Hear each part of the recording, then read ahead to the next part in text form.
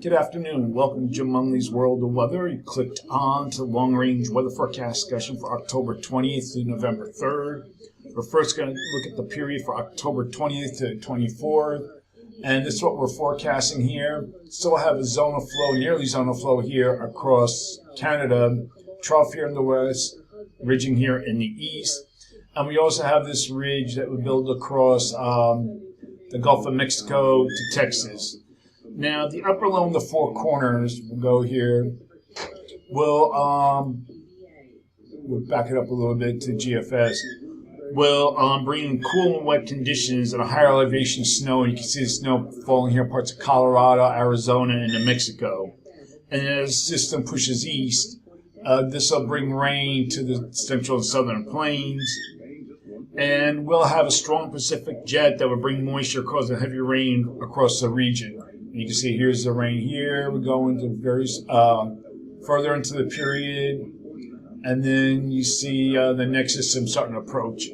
Okay, we're going to look at the period now for October 25th to 29th, and we have been we'll go back here, a nearly zone of flow across the country, trough here off the west coast, ridging here with the zone of flow across the country.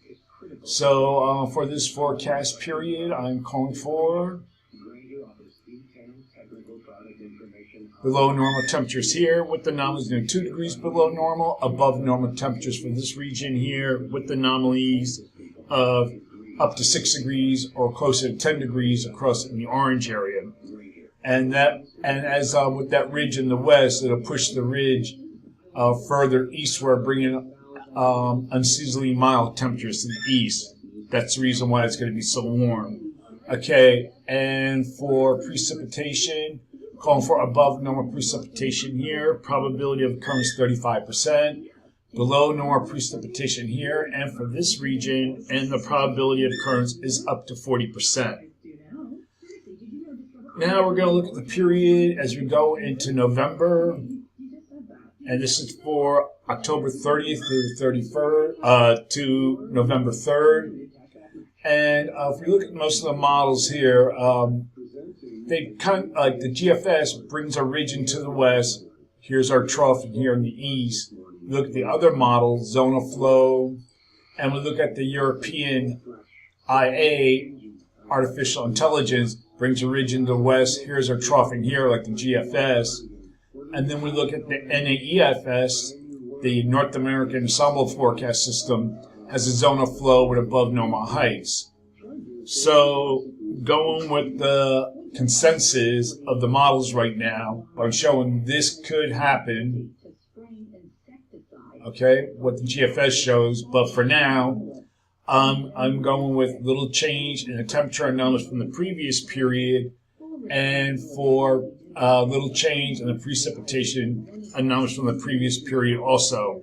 And in the tropics, we're not going to show them that, it's not worth it.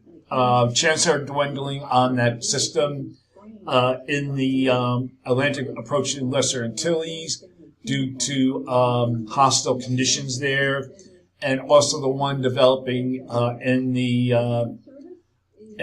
Caribbean that is expected to move inland before developing, and then that bring heavy rain and mudslides to that region.